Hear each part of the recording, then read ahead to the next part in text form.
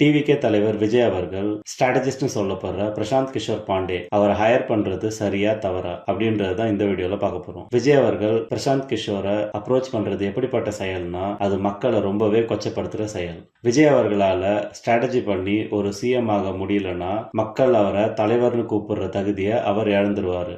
என்னை பொறுத்த வரைக்கும் அவர் மக்களை நம்பல. அதனாலதான் பிரசாந்த் கிஷோருக்கு 600 கோடி கொடுத்து கூப்பிட்டு வர வேண்டியதா இருக்கு. நான் பீக்ல இருக்கும்போது மக்களுக்கு நல்லது பண்ண சினிமா இண்டஸ்ட்ரியை விட்டு வரேன். விஜய் அவர்கள் சொன்ன இந்த ஸ்டேட்மெண்ட்ல உண்மை இல்ல. உண்மையா இருந்தா அவர் பிரசாந்த் கிஷோருக்கு 600 கோடி கொடுத்து கூட்டிட்டு வர வேண்டிய அவசியம் இல்ல. பிரசாந்த் கிஷோரோட வேலை என்னவா இருக்கும்னு பாத்தீங்கன்னா அது மக்களை மேனிபுலேட் பண்ணி விஜய் எப்படியெல்லாம் நல்லவரா காட்டி சிஎம் ஆக்குறது அப்படின்றதுலதான் இருக்கு. எனக்கு ஒரு டவுட் என்னன்னா விஜய் அவர்கள் நல்லவரா இருந்தா அவர் ஏன் 600 கோடி கொடுத்து பிரசாந்த் கிஷோரை கூட்டிட்டு வந்து விஜய் அவர்களை நல்லவரா பிராண்ட் பண்ண வைக்கணும்? அதுக்கு பதில் அந்த 600 கோடியை அவருக்காக போஸ்ட் ஓட்ட போற அவருக்காக கொடி நட போற லட்சக்கணக்கான ரசிகர்களுக்கோ இல்ல அவரோட தொண்டர்களுக்கோ கொடுத்து கட்சி வேலையை நல்லா பார்க்க சொல்லலாமே. இப்போ பிரசாந்த் கிஷோருக்கு 600 கோடி கொடுக்க போறதா சொல்றாங்க. இந்த 600 கோடி யாருக்கு போகும்னு பாத்தீங்கன்னா முக்கியமா மீடியா ஹவுஸ்க்கு தான் போகும். அது மெயின் ஸ்ட்ரீம் மீடியாவா இருக்கலாம், யூடியூப் சேனல்ஸா இருக்கலாம், பிரிண்ட் மீடியாவா இருக்கலாம், இல்ல சோசியல் மீடியா இன்ஃபுளுசர்ஸா இருக்கலாம். இவங்க எல்லாருக்கும் பிரிச்சு கொடுத்து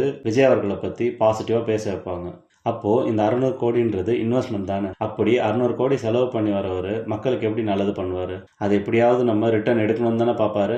எனக்கு ஒரு டவுட் என்னன்னா இந்த மாதிரி 600 கோடியை ஈஸியா ஸ்ட்ராட்டஜி பண்ண பிரசாந்த் கிஷோர் பாண்டேக்கு அவர் கொடுக்குறாருன்னா அது அவரோட காசா இருக்குமா? அவர்கிட்ட நான் காசு இல்லைன்னு சொல்ல வரல. அது அவரோட காசா இருந்தா இவ்வளவு ஈஸியா 600 கோடியை தூக்கி ஒருத்தர்கிட்ட கொடுத்துருவாரா?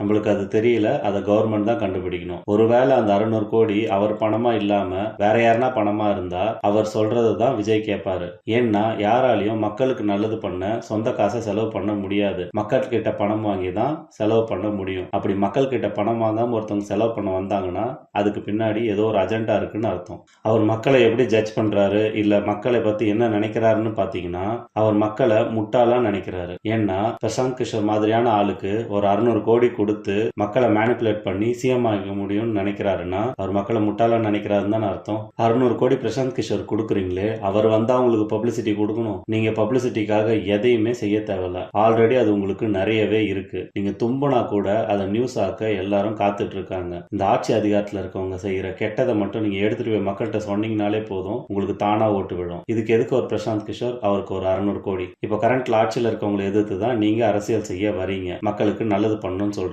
அவங்களே பிரசாந்த் கிஷோரை ஹையர் பண்ணி தான் இந்த ஆட்சிக்கு வந்தாங்க. சோ அதே ஆள நீங்களும் ஹையர் பண்ணி ஆட்சிக்கு வரும்போது நீங்க நல்லவரா இல்லையான்னு எனக்கு டவுட் வருது. நியாயமா இல்லையா? என்னை பொறுத்த வரைக்கும் 600 கோடி இன்வெஸ்ட் பண்ணி ஆட்சிக்கு வரேன்னு நினைக்கிற விஜய் அவர்களுக்கு பியூரா பிசினஸ் மைண்ட் செட் தான் இருக்கும். நல்லது பண்ற மைண்ட் செட் இருக்கவே இருக்காது. அந்த காசை எப்படி டபுளா ட்ரிபிளா ரிட்டர்ன் எடுக்கிறத பத்தி தான் யோசிப்பாரு. ஒருவேளை பிரசாந்த் கிஷோர் மாதிரியான ஆட்கள் ஸ்ட்ராட்டஜி பண்ணி விஜய் அவர்கள் சிஎம் ஆயிட்டாருன்னே வச்சுக்கோங்க. அந்த பிரசாந்த் கிஷோரோட இன்ஃபுளுன்ஸ் விஜய் அவர்கள்ட்ட இருக்காதுன்னு நம்ம எதை வச்சு நம்ப முடியும்? பிரசாந்த் கிஷோர் அவர்களுக்கு வேற எங்க இருந்தோ இன்ஸ்ட்ரக்ஷன் வந்து அதை விஜய் அவர்களை வச்சு நடத்திக்கிட்டாங்கன்னா அது நடக்காதுன்னு நம்மளால சொல்ல முடியுமா? விஜய் அவர்கள்ட்ட பணம் இருக்குன்றதுனால ஷார்ட்கட்ல ஓடி சிஎம் ஆகலாம்னு நினைக்கிறது தப்பான விஷயம்ன்றது என்னோட கருத்து. இதுக்கு ஒரு உதாரணம் சொல்லணும்னா ஒரு ரன்னிங் ரேஸ்ல ஊக்க மருந்து யூஸ் பண்ணி ஜெயிக்கிற அத்லீட்டை ஏன் ஸ்ட்ராட்டஜி யூஸ் பண்ணி ஜெயிச்சோம்னு சொல்லாம ஃப்ராட் பண்ணி ஜெயிச்சாங்கன்னு சொல்றோம். ஸோ பணம் இருக்கிறதோ வேற எதுனா இருந்து ஷார்ட்கட்ல யூஸ் பண்ணி பெரிய ஆள் ஆகிறதோ ஜெயிக்கிறதோ முக்கியம் கிடையாது. நேர்மையான வழியில் போய் ஜெயிக்கணும், அதுதான் முக்கியம். கடைசியா பாரிசாலன் அவர்கள் சொன்ன மாதிரி ஒரு எக்ஸாம்பிள் சொல்லி இந்த வீடியோ முடிக்கிறேன். ஒரு யூடியூபர் காசு வாங்கிட்டு ரிவ்யூ பண்ற ப்ராடக்ட் எப்படி குப்பை மாதிரி நம்மளுக்கு பயன்படாதோ அதே மாதிரி தான் பிரசாந்த் கிஷோர் மாதிரியான ஆட்கள், அதாவது ஸ்ட்ராட்டஜிஸ்டுக்கு 600 கோடிகளை கொடுத்து பண்ற அரசியலும் குப்பை தான். மக்களுக்கு அது தீமை தான் தருமே தவிர நன்மையை ஒருபோதும் தராது. நமக்கு விஜய் அவர்கள் மேல எந்த வன்மமும் கிடையாது. இன்ஃபேக்ட் நான் ஒரு விஜய் ஃபேன் தான். ஆனா மக்களுக்கு நல்லது பண்றேன்னு சொல்லிட்டு நீங்க உள்ள வரும்போது நல்லது பண்ணி ஓட்டு கேளுங்க. ஆல்ரெடி பண்ணிட்டு இருக்கவங்கள மாதிரி ஸ்ட்ராட்டஜி பண்ணி ஓட்டு கேட்காதீங்க. அதுக்கு நீங்க நான் பணம் சம்பாதிக்க வரேன்னு ஓப்பனா சொல்லிட்டு வாங்க. நல்லவன்ற முகமூடியில வராதீங்க. நன்றி.